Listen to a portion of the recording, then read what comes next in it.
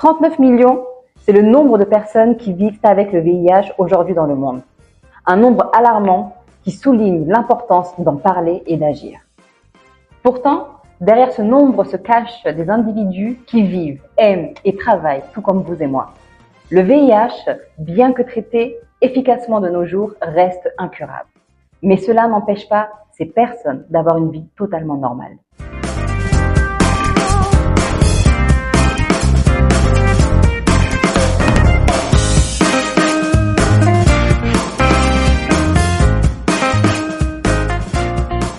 Bonjour à tous, bienvenue sur votre émission Emma, écoute-moi aussi. Je suis Emmanuela Polagba et aujourd'hui nous plongeons directement au cœur d'une réalité souvent méconnue, le VIH. Dans cet épisode spécial, nous avons l'honneur d'accueillir un invité courageux, audacieux et résolument authentique. Nicolas, alias Super Sero sur les réseaux sociaux, a décidé de briser les tabous en parlant ouvertement de son expérience avec cette maladie. Il n'a jamais baissé les bras et aujourd'hui, il fait entendre sa voix, défiant les stigmates et inspirant des milliers de personnes par sa force et son témoignage. Préparez-vous à ouvrir votre esprit à une discussion qui compte. Et sans plus tarder, accueillons chaleureusement notre invité Super Sero. Bonjour Nicolas. Oui, bonjour. Merci beaucoup d'avoir accepté notre invitation sur notre plateau. Donc aujourd'hui, on est là pour débattre un peu de ce qui t'est arrivé, l'expérience que tu as pu vivre. Et avant tout ça, est-ce que tu peux te présenter pour qu'on te connaisse un peu plus? Ouais, déjà merci à vous de me recevoir. Avec Moi, plaisir. je m'appelle Nico, j'ai 35 ans, je suis une PVVIH, donc une personne vivant avec le VIH depuis je crois 14 ans. Je suis engagé notamment sur les réseaux, sur le compte qui s'appelle Super Sero, qui parle des droits et de la lutte pour la visibilité des personnes vivant avec le VIH et la lutte contre la sérophobie. Super.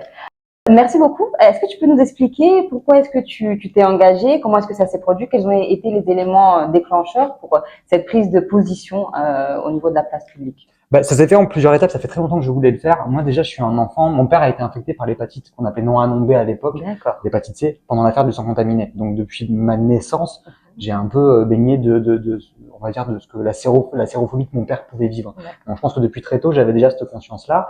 Il y a aussi eu l'injustice de l'homophobie qui est venue se racoler, s'accoler pas, se racoler. S'accoler, c'est moi aussi, j'ai du mal avec c'est vrai que le VIH, qui en plus se combiner parce que derrière la sérophobie, on sait que les personnes les plus stigmatisées, derrière la sérophobie, c'est en plus les personnes qui sont marginalisées, donc les personnes racisées, les LGBT-phobes, les personnes trans, les TDS, etc., etc. Donc, je pense qu'il y avait un sens aussi là-dessus, parce que depuis petit, dès que j'ai exprimé mon homosexualité, c'était forcément tu vas crever du sida.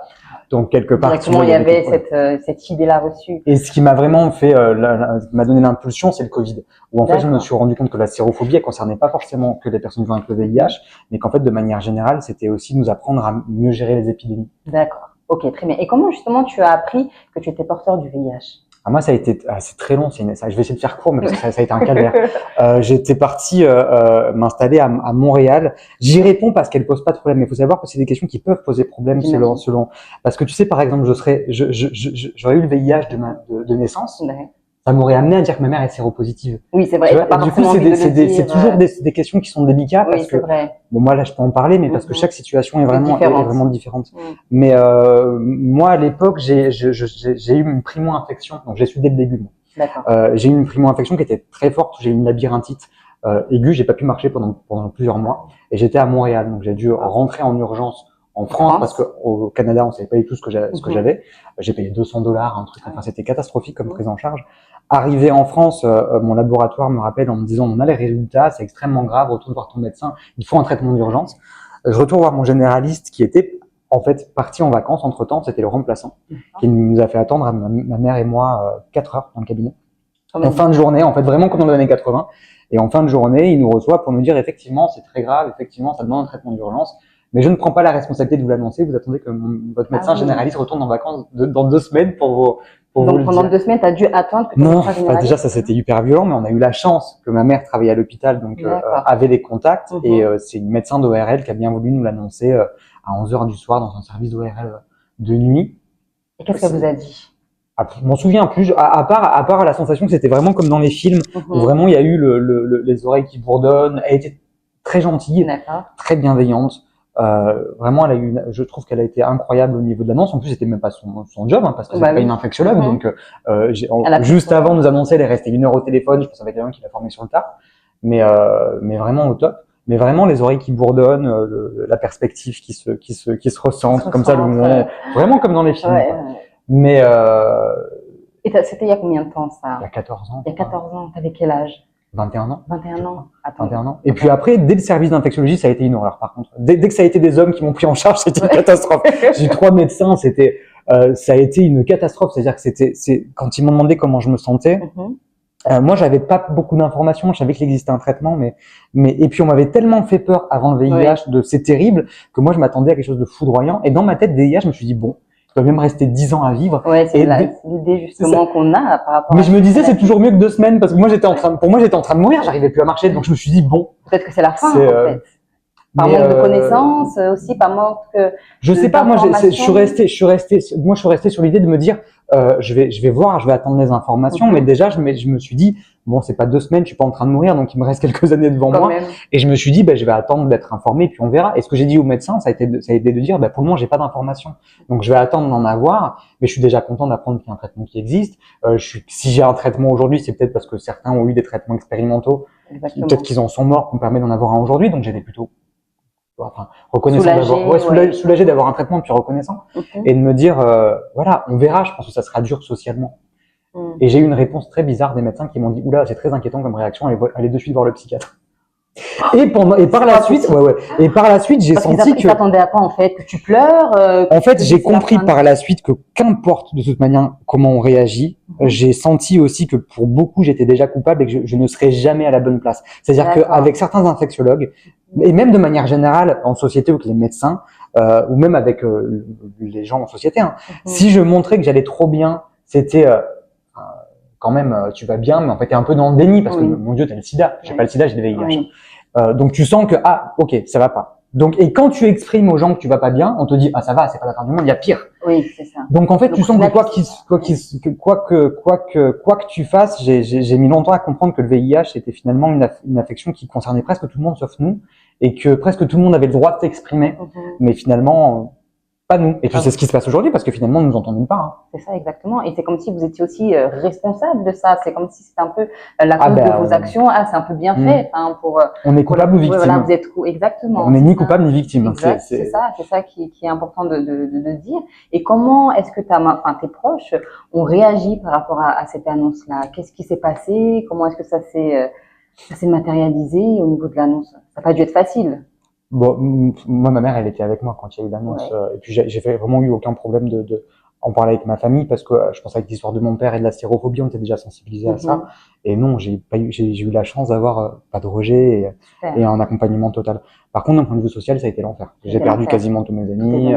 Très rapidement, j'ai reçu des lettres de menaces de mort à la maison. Je pouvais pas mettre un pied dans un bar sans me faire cracher à la gueule ou me faire insulter de sidélique. Ça a été vraiment ultra violent. Je crois que j'ai bien mis 10 ans à reconstruire. À me reconstruire socialement. À te remettre. Et comment est-ce que qu'est-ce qui t'a permis de te reconstruire? Parce que dans ces moments-là, déjà, t'as l'annonce de cette maladie qui n'est pas forcément une annonce, qui n'est pas du tout une annonce heureuse. Et en plus de ça, tes proches, tous tes amis, te laissent un peu seul. Le plus dur, c'est la solitude, parce que en soi, quand on a la chance comme moi d'être dépisté à temps et d'être traité comme il faut, il n'y a pas de problème d'un point de vue de la santé. Ce qui est problématique, c'est le regard, notre propre autostigmatisation qu'on va se porter, et puis la violence sociale. Donc c'est la discrimination le problème. C'est pas, c'est plus le VIH, en tout cas pas pour moi, quoi. Pas dans ma situation. Voilà. Et par rapport à la discrimination, est-ce que tu peux nous donner peut-être des éléments que tu as pu vivre? Menaces de mort, insultes, crachats. J'ai des gens même qui ont voulu porter plainte contre moi pour tentative de meurtre parce que j'avais pris un café avec eux. Non, ça va hyper loin. Des gens qui divulguent notre séropositivité sous notre accord, tout simplement, qui l'apprennent et vont le répéter, le déforment, et ça se transforme de j'ai le VIH en il a le sida et il le transmet à tout le monde volontairement. Et justement, c'est quoi la différence? Parce qu'il y a justement cet amalgame qui est fait entre le VIH et le sida. C'est quoi la différence quand tu es porteur du VIH et quand tu as le sida? C'est un peu comme le SARS-CoV et le Covid. C'est-à-dire que le VIH est le nom du virus. Le sida, c'est pas une maladie, c'est un syndrome, c'est un ensemble de signes qui est provoqué par le VIH quand il n'a pas été traité. C'est-à-dire que le virus du VIH, c'est un virus qui s'attaque au système immunitaire, au globule blanc qu'on appelle lymphocyte TCD4. Si le virus est traité, il est comme désactivé, il peut pas se dupliquer, on l'empêche de se dupliquer, du coup il n'attaque pas le système immunitaire. Donc c'est une infection chronique contrôlé et qui est en plus intransmissible quand il est traité correctement. Donc je peux pas transmettre le VIH, je peux même avoir des enfants naturellement ou avoir des rapports non protégés, je le transmettrai pas. Et mon traitement me soigne pas. Mon traitement empêche que les maladies se développent. Donc même quand on prend un traitement, on ne lutte pas contre la maladie. On lutte surtout contre les discriminations.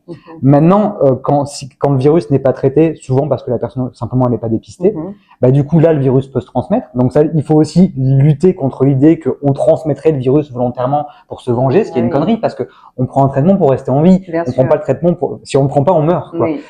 Donc si l'épidémie elle continue, c'est parce qu'il y a des gens qui sont pas dépistés. Maintenant, une personne qui est dépistée et traitée, elle arrête l'épidémie. Tu vois, c'est compliqué que les gens, c'est pour les gens, parce que quand tu dis aux gens, il y a des séropos, des séronègues, et qui c'est qui transmet le virus, les gens vont te dire, bah, c'est les séropositifs. Bah, non. Pas du tout. Les séropositifs, c'est les gens dépistés. C'est pas ceux qui ont les VIH, les séropositifs. C'est ceux qui ont le VIH et qui sont dépistés. Si l'épidémie continue, c'est parce qu'il y a des gens qui sont pas dépistés. Maintenant, le VIH qui est pas dépisté, il va attaquer le système immunitaire. À un moment, il va y avoir une immunodéficience. Et là, il y a des maladies qui vont profiter, donc qui vont être opportunistes, qu'on appelle des maladies opportunistes, qui profitent de l'immunodéficience pour s'installer. Ça s'appelle le sarcome de Kaposi, des cancers rares, etc. Et c'est ça qu'on va appeler le sida. Le sida, c'est syndrome de l'immunodéficience acquise, donc c'est un ensemble de signes qui regroupe l'infection au VIH, l'immunodéficience provoquée par le VIH qui n'a pas été traité, et l'apparition de maladies opportunistes. D'accord. Donc là, aujourd'hui, du VIH, on peut pas en mourir si en tout cas on est pris en charge à temps et qu'on a le traitement adéquat. Mais du sida, par contre, c'est irréversible. Non, même ça, on nous a raconté des conneries. Alors, le sida, c'est réversible si c'est traité. Donc, tu sais, quand on dit on guérit pas du sida, c'est parce qu'en fait, il y a un amalgame. Alors, je le mets entre guillemets parce que j'aime pas trop dire le mot guérir, mais on peut guérir du sida. C'est-à-dire que, mais le sida, c'est pas le VIH. Le sida, c'est un syndrome. Si une personne qui est dépistée en sida, selon sa situation, elle peut s'en sortir parfaitement. Mais ça dépend des gens. T'as des gens qui vont développer des maladies opportunistes et qui vont garder des séquelles de ces maladies. T'as des personnes qui vont garder des séquelles dans le système immunitaire, c'est-à-dire qu'ils vont pas arriver à récupérer la totalité de leur système immunitaire, mais t'en as d'autres qui vont le récupérer parfaitement. Donc après, c'est du cas par cas. Donc t'as des gens, en tout cas, on peut se sortir d'une phase sida avec ou sans séquelles, ça dépend de la situation. Mais c'est pas irréversible si c'est traité correctement et à temps. Super. Par contre, le VIH, c'est une infection chronique qui reste. Et donc qui demande un traitement, qui demande un traitement. Toute ta vie, là, tu seras sous traitement. Pour le moment, mais les études, on n'arrête toujours pas l'idée d'avoir un traitement cure, c'est-à-dire que tu as plein de laboratoires qui travaillent en ce moment sur des traitements définitifs sur le VIH. Super. Donc, par rapport à ton traitement, toi, justement, tu as juste un seul comprimé à prendre par jour. Il y a plein de situations. Il y a un comprimé par jour en trithérapie. Ça, c'est le traitement qu'on retrouve le plus souvent. Il y a ce qu'on appelle les allègements séquentiels. C'est une personne qui est en trithérapie, mais elle est passée de 7 comprimés à 4 comprimés ou 5 comprimés semaine avec l'accord de l'infectiologue. Ça, c'est un allègement moléculaire. Séquentiel. Et après, on a les allègements moléculaires, où là, c'est de passer d'une trithérapie à une bithérapie. Et la bithérapie, on peut la faire aussi sous forme injectable tous les 2 mois. Donc, on n'a plus de comprimés, c'est une injection tous les 2 mois. Ah oui, donc il y a quand même un espoir par rapport à l'évolution que ça peut prendre. Au final, demain, on espère que le VIH ou que le sida, ce soit plus des maladies qui fassent aussi peur, vu qu'il y aura... On a déjà tous les outils pour que ce soit le cas, parce que le truc, c'est que j'aime pas quand on parle, tu vois, de lutter contre le sida, parce qu'en fait, la lutte contre le sida, si on avait une, on l'a gagnée en 96 quand on a trouvé les traitements efficaces. Aujourd'hui, c'est pas qu'on a un problème au niveau de la recherche, c'est qu'est-ce qui fait que, je crois que c'est en 87, on a exprimé le fait que la solution du VIH, c'était l'accès à la santé universelle. Et puis, comme dit Simone Veil, la solution VIH, elle est humaniste ou elle le sera pas. Aujourd'hui, elle l'est toujours pas. On est à 700 000 morts du sida par an, je crois 630 000 morts du sida par an. C'est 630 000 morts qui ne meurent pas du sida. Oui, ils meurent du sida, mais ils meurent de discrimination. C'est différent de mourir d'une maladie pour laquelle on n'a pas de traitement que de mourir pour une maladie où on a les traitements mais qu'on les donne pas. C'est ça où c'est différent. C'est là, c'est une grande différence. Comment ça se fait qu'en Russie, alors on parle de l'Afrique, mais on parle aussi peu de la Russie. En Russie, tu as une personne sur 100 dans les statistiques qui serait séropositive. Enfin voilà, c'est une catastrophe. Et en plus, non seulement le VIH va cumuler 2 gros tabous qui est le sexe et la mort. Donc c'est déjà très compliqué d'en parler parce que parler de sexe et de mort, voilà, c'est compliqué. Mais en plus derrière, quand on pense VIH, on pense à quoi? On pense aux homosexuels, on va penser aux travailleurs du sexe, on va penser aux trans, on va penser aux noirs, on va penser. Donc en fait, on a un cumul de toutes les pires discriminations qui soient, le racisme, la misogynie, la LGBT-phobie, parce que ce qu'on oublie de dire aussi, c'est que les personnes les plus touchées par le VIH, ce sont les femmes. 54% des séropositifs à l'échelle mondiale, ce sont des femmes.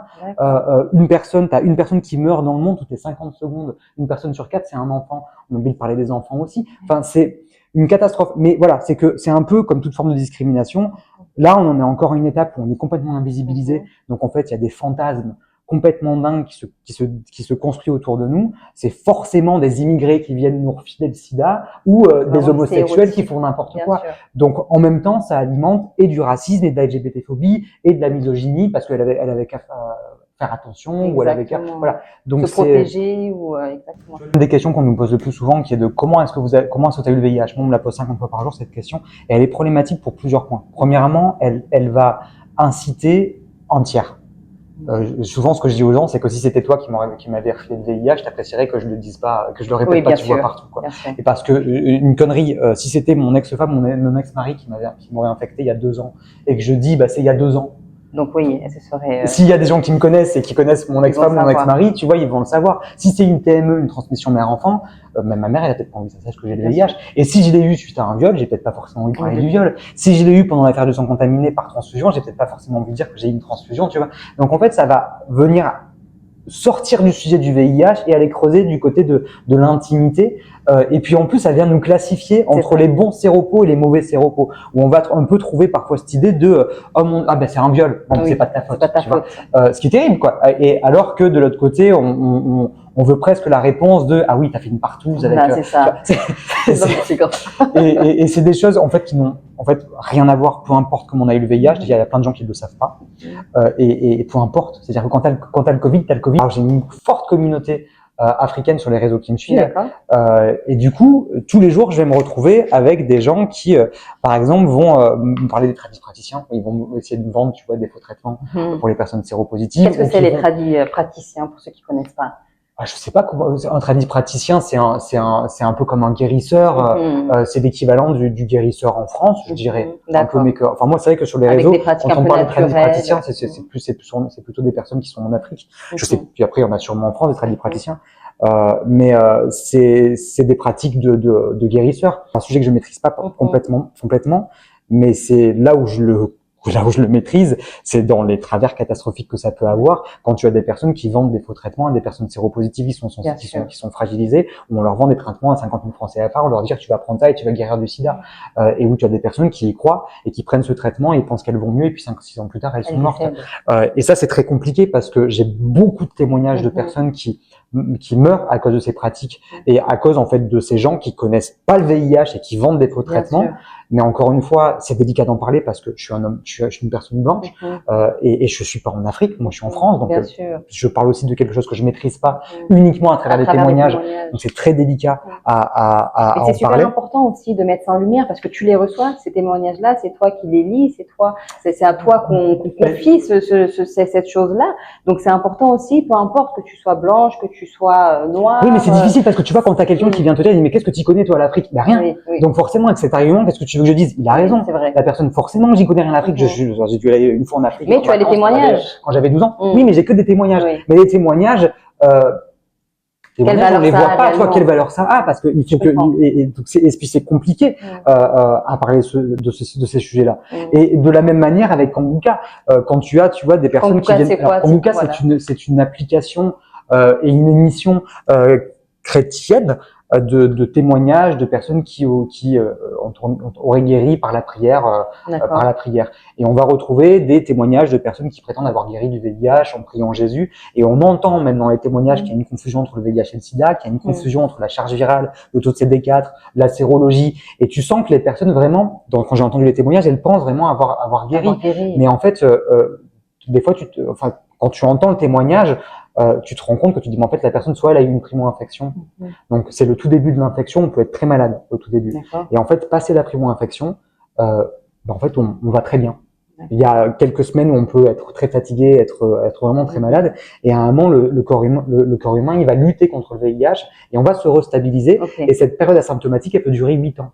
Donc si tu veux quelqu'un qui a le VIH, qui le sait en primo-infection, qui est très malade, qui se met à prier, qui d'un coup va mieux et qui 5 ans plus tard va toujours bien, Je dis, il a guéri. Il a guéri. Mais en fait, non, il est en phase asymptomatique. Et la phase asymptomatique, elle dure en moyenne 8 ans. Ah oui. Et en plus, tu as, comme en Afrique de l'Ouest, le VIH2, où le VIH2, ça peut tirer jusqu'à 15 ans ou 20 ans. Ouais. Donc, elles vont vivre avec en pensant qu'elles ont guéri alors qu'elles ont rien. Parce qu'en fait, en plus, elles n'ont pas symptômes. Et le problème, c'est que quand en fait, ça commence à être symptomatique, bah là, on est en phase SIDA. Si la personne, ça fait très longtemps qu'elle se dit qu'elle a guéri du VIH, elle va pas y penser. Et puis, en plus, ce qu'on va trouver chez les personnes qui pensent avoir guéri du VIH, c'est qu'ils font plus jamais de test. Tu as déjà essayé d'en parler sur tes réseaux sociaux? Est-ce que tu as des je pense que je le ferai toujours maladroitement parce que c'est toujours très compliqué. Et qu'est-ce que tu reçois comme retour? C'est coupé en deux. Alors je parle vraiment de la réaction de la communauté africaine. J'ai la moitié qui me soutient à 2000% et j'ai la moitié qui me défonce complètement. Et je comprends les deux. Tu vois, c'est comme quand on va me dire ah oui, c'est vous qui avez mis le VIH dedans. C'est une absurdité. Par contre, je sais d'où ça vient. Je sais que aussi le colonialisme, il a joué un rôle de dingue dans l'accélération de l'épidémie en Afrique, les chemins de fer en Afrique ont joué un rôle dans l'accélération, et que surtout les vaccinations, les campagnes de vaccination où les blancs stérilisaient pas les aiguilles, du coup on participait aussi. Voilà, à tout ça. Donc non, on n'a pas mis le VIH dans le vaccin. Mais en même temps, c'est pas, tu vois, c'est-à-dire que ce mythe, il vient bien de quelque part. Et si, en fait, personne n'en parle, et si la France et l'Angleterre, à un moment, reconnaissent pas, tu vois, cette histoire-là, c'est cohérent que, du coup, tu vois, voilà, ces mythes continuent à s'alimenter. Bien sûr. Et justement, tu parlais de ton quotidien. Toi, aujourd'hui, comment est-ce que ça se passe depuis que tu as accepté, que tu as intégré, au quotidien, c'est-à-dire que en fait, c'est pas une maladie. Le VIH, on est vraiment dans une infection chronique. Il y a rien à dire, si tu veux, au point de vue du quotidien, si ce n'est que vraiment. Alors encore une fois, moi, je suis quelqu'un qui a été dépisté à temps, traité à temps. J'ai pas de résistance, donc j'ai une prise en charge qui est lambda.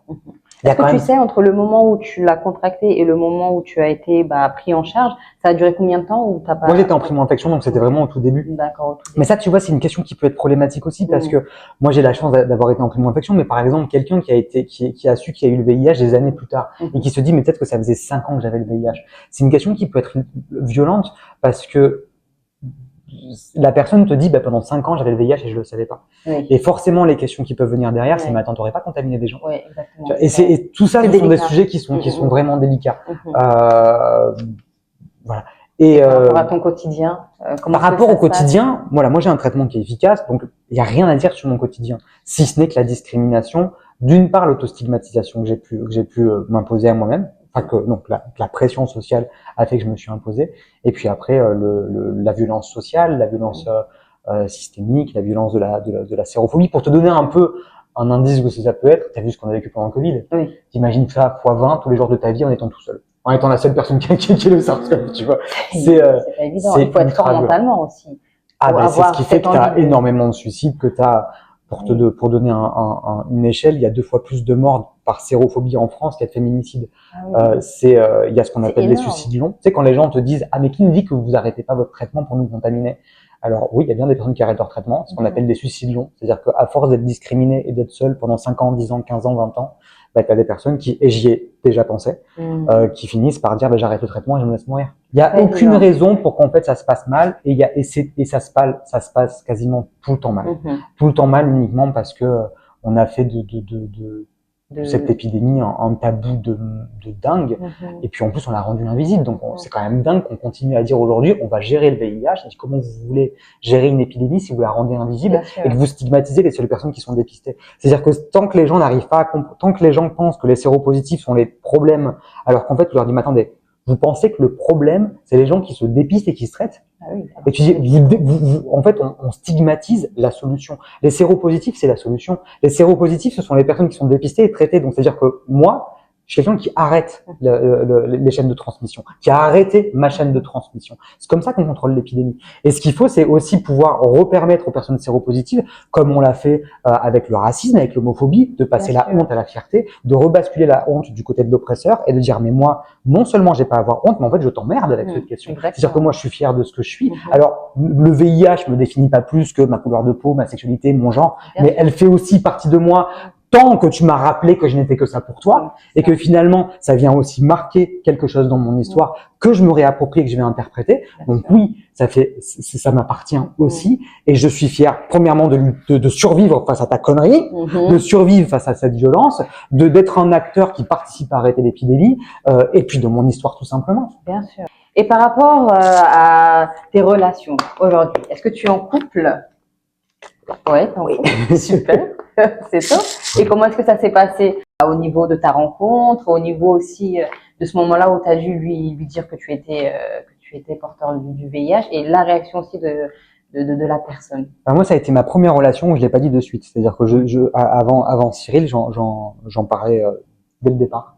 Contrairement à ce que je pensais, où pour moi c'était un acte de confiance et de courage d'en parler de suite, en réalité pour moi c'était l'inverse, c'est-à-dire qu'avec Cyril ça a été un acte de courage et de confiance de ne pas lui en parler de suite, parce que premièrement je me suis dit je lui fais confiance, c'est quelqu'un de bien, et deuxièmement le courage c'était je prends le risque de tomber amoureux de lui avant qu'il me rejette, avant de prendre le risque qu'il me rejette. Wow.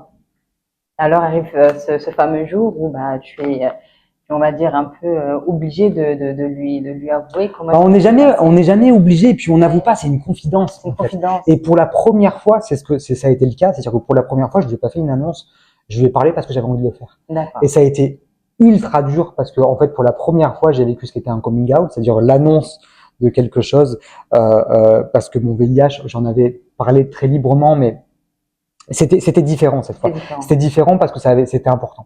Et c'était important parce que j'avais décidé que c'était important. Je lui devais rien, mais je le faisais parce que j'avais envie de le faire, parce que je voulais le partager avec lui, et parce que je sais qu'à ce moment-là, je prenais le risque qu'il s'en aille. Parce que les gens vont jusqu'à te dire, il n'y a pas que toi. Il y a des gens qui ont peur de toi. Il y a des gens qui aimeraient t'éviter dans leur vie parce que quand même c'est très compliqué pour eux. Et il faut quand même que tu le comprennes. Et tu comprends pas. Non, mais comprends quoi? Que je peux pas transmettre le VIH, et qu'en fait ils ont juste pas d'informations. Qu'ils ont pas cette information-là, qu'ils ont peut-être une information faussée. Mais parce que les gens qui ont peur, je les connais, hein. Les gens qui ont peur, pourquoi? La plupart du temps, c'est des gens qui ont des rapports non protégés, hein. Donc si tu veux, derrière tu te dis mais attends, go, il faut que je te comprenne dans ton angoisse de me rejeter, alors que toi tu vas coucher à droite à gauche sans capote et tu fais pas de dépistage. C'est-à-dire que c'est toi qui transmets les IST, mais tu vas me demander de moi comprendre que je suis le sujet de ton angoisse. Et c'est un délire absolu. Moi, j'ai le VIH, mais je suis pro-capote. C'est pas parce que j'ai le VIH que je suis anti-capote. Parce que tu vois, il y a aussi ça qui est derrière. C'est qu'un séropos, forcément, c'est quelqu'un qui baisse son capote. J'ai aucun jugement à avoir sur les gens qui ont des rapports non protégés. Moi, je me suis toujours battu pour avoir des rapports protégés parce que je suis quelqu'un qui est hypochondriaque et qui a peur de tout. Donc, j'ai toujours été pro-capote dans ma vie. Mais à côté de ça, j'ai pas de jugement envers les gens qui n'ont pas de préservatif. C'est quand même grâce à ça que je suis en vie. C'est grâce à ça, tu vois, que j'ai existé. Mais derrière ça, moi, ce qui me pose problème, c'est le consentement. C'est-à-dire que j'ai aussi conscience qu'on est dans une société où les gens qui sont censés mettre les préservatifs sont ceux qui peut-être recherchent moins le consentement de leur partenaire. Donc moi, ce qui m'importe, c'est pas que les gens se protègent. Ce qui m'importe, c'est que les gens respectent le consentement dans leur relation et qu'ils soient informés. Après, moi, je suis personne pour dire à quelqu'un, mais des capotes, c'est des dépistages. Moi, pour moi, mon rôle, il est de lutter contre la sérophobie, pour notre visibilité, contre les discriminations. Je le fais, je ne suis pas obligé, mais avec plaisir, j'informe sur la PrEP, le TAS, le TPE, les préservatifs, tout ça. Les dépistages, des dépistages dont on parle jamais, parce que t'as des gens qui se font des autotests, autopiqueurs, c'est bon, j'ai pas le VIH. Ouais, sauf qu'autopiqueur, il faut attendre 3 mois. Donc, si tu as fait une relation à risque durant les 3 derniers mois, il vaut que dalle ton test. Pour une analyse de sang, c'est 6 semaines. Tout ça, il faut le savoir. Mais jamais de ma vie, j'irai juger la sexualité de quelqu'un. Moi, ce qui m'importe, c'est lutter pour le consentement et pour l'information. Super. Alors, quel conseil tu donnerais aux personnes qui ont appris qu'elles étaient séropositives ou qui le sont déjà depuis un certain moment, qui ont peut-être la peur de l'avouer? C'est compliqué parce que on est beaucoup, donc chaque cas est différent. Confier, pas avouer, on confie pas, on confie une erreur. Et je dirais que, alors ça parlera pas à tout le monde parce que chaque situation est singulière et différente. Mais ce que moi j'aurais aimé qu'on me dise en tout cas, je pense qu'au début on se sent très seul, on a l'impression d'être le seul sur terre, qu'on est seul face au monde entier, qu'on est sale, qu'on est responsable de ce qui nous arrive, qu'on est le problème, que c'est honteux, que plus jamais personne nous aimera, que peut-être qu'on va être rejeté, qu'on aura peut-être pas de famille, qu'on n'aura pas d'avenir. Pas d'avenir, en fait, que c'est fini. C'est tellement faux que ça en est l'inverse. C'est-à-dire que déjà, il faut comprendre qu'on n'est pas le problème, on est la solution. Il faut vraiment qu'on réalise que si on sait qu'on a le VIH, c'est déjà qu'on a eu le courage de se faire dépister. Et ça, bon sang qu'il y en a un bon paquet qui n'ont jamais eu le courage de le faire. Et ça, il faut vraiment en être fier. J'ai déjà eu le courage de me faire dépister. J'ai eu le courage d'entendre ma séropositivité. J'ai eu le courage de le recevoir déjà, d'arriver à réaliser que c'est grâce à ça qu'on arrête l'épidémie. Donc on n'est pas les coupables de l'épidémie, on est la solution.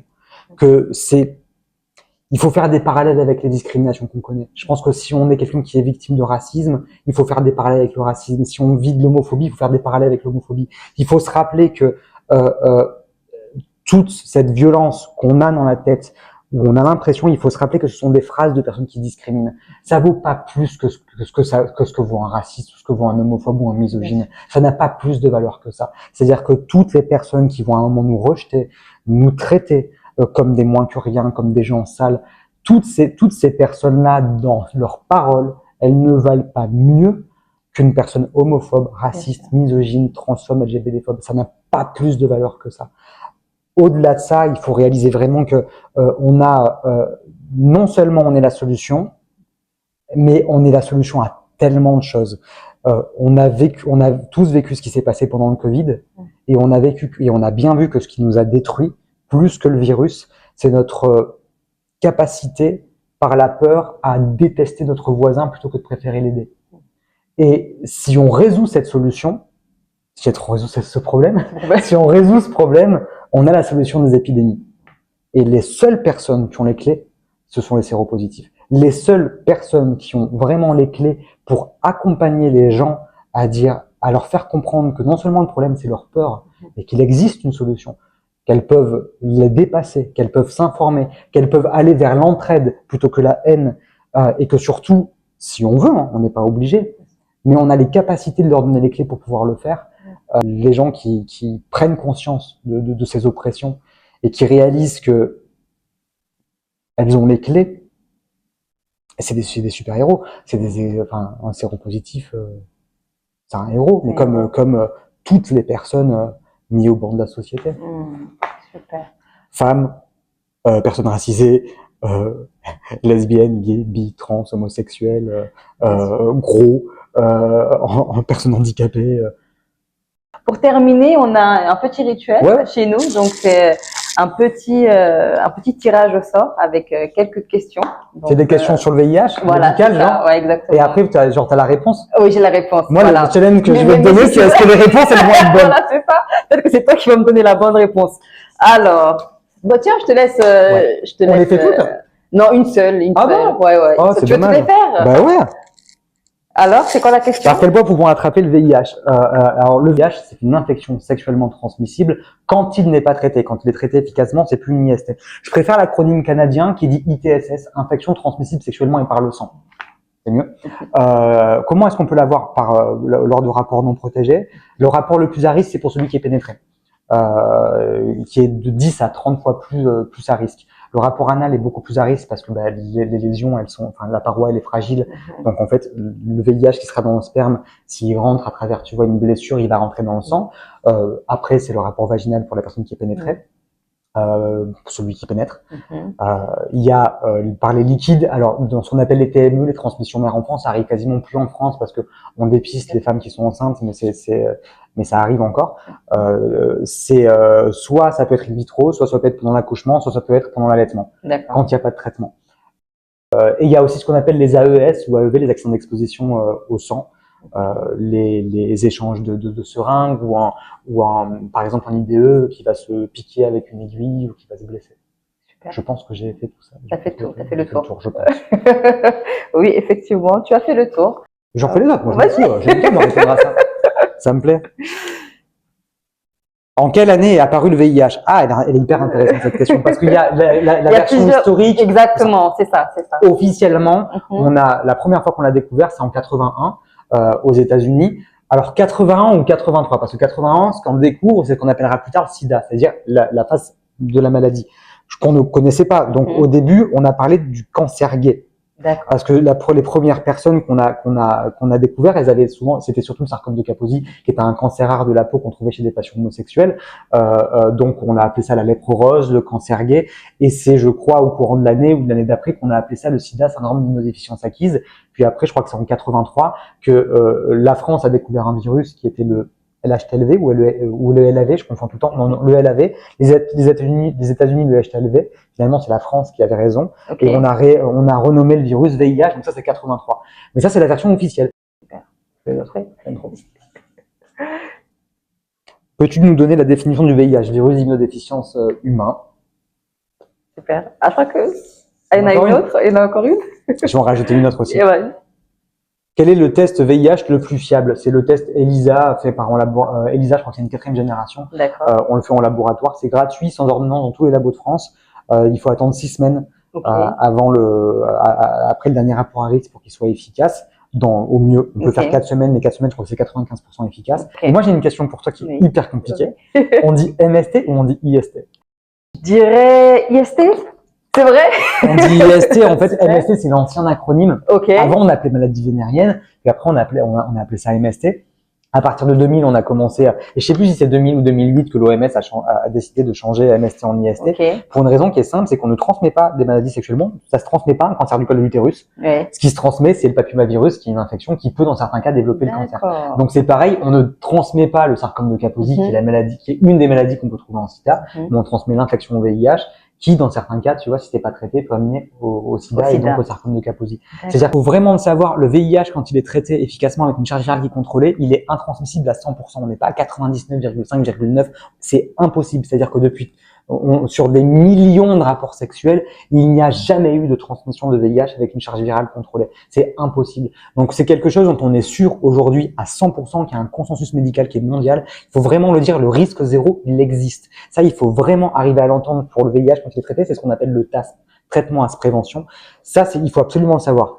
TASP, traitement AS prévention, les personnes séropositives, charge virale incontrôlée, transmettent pas le virus, 100%. Il faut absolument connaître la PrEP, prophylaxie pré-exposition, qui a un traitement qui protège du virus du VIH qui existe. Il existe un traitement qui protège du VIH. Super. Pas des autres IST, mais du VIH. TPE, traitement post-exposition. Il faut absolument le savoir. C'est un traitement d'urgence à prendre après un rapport à risque. Demain, où il y a une capote qui craque, vous êtes victime d'un stilsing, d'un abus, d'un viol, etc. Vous pouvez aller aux urgences dans les 48 heures, prendre ce traitement TPE qui va éliminer le VIH si vous avez été en contact avec. C'est 3 choses qu'il faut absolument savoir. Et le CGID. C'est EGIDD, qui sont des centres spécialisés en santé sexuelle. C'est gratuit, anonyme, partout en France. Super. Parfait. Ah bah merci beaucoup pour toutes ces informations qu'on n'a pas forcément et qui pourtant sont très très importantes. Merci beaucoup pour toutes ces informations.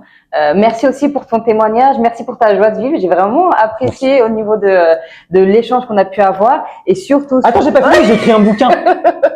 Attends, je le dis quand même. Je viens juste sur le chemin où je suis arrivé. J'ai signé mon contrat avec la maison d'édition. Bah félicitations à toi. Donc j'ai mon bouquin qui va ressortir qui s'appelle Le Petit Dico des Super Séros. Parfait. Après voilà. Super. T'as aussi ton association qui s'appelle Super Séros aussi. TikTok. T'as TikTok, t'as aussi la peluche. La peluche que je suis en train, alors qui va sûrement évoluer comme projet parce que là l'idée c'était de créer des peluches kawaii VIH pour pouvoir parler de la sérophobie et de plus en plus parce que je galère. Alors à moins que vous connaissez quelqu'un qui fait des peluches et qui pourrait m'en faire en grande quantité pas trop cher, contactez-moi sur les réseaux sociaux. Sinon je vais possiblement l'ouvrir avec des petits créateurs. Super. Et alors des gens qui vont peut-être le faire en crochet, peut-être des gens qui vont faire des vitraux, peut-être des gens qui vont faire des bijoux. Mais je veux que ça soit un objet de culture. De culture. Je veux qu'on en parle. Qui représente la séropositivité. Les PVVIH, la lutte contre la sérophobie et surtout qu'on s'accapare de ce sujet, qu'on le transforme, que ça soit un objet culturel, qu'on arrête d'en faire quelque chose qui soit de tabou, de moralisateur, voilà. Il faut que ça soit qu'on existe et on fait partie de la culture. Super, parfait. C'est bon? Ouais, c'est fini. Merci beaucoup en tout cas Nicolas pour. J'ai fini. Merci beaucoup en tout cas pour ton témoignage, merci pour ce partage et surtout, merci à vous d'avoir regardé cette émission et n'oubliez pas, faites-vous dépister car vous êtes la solution.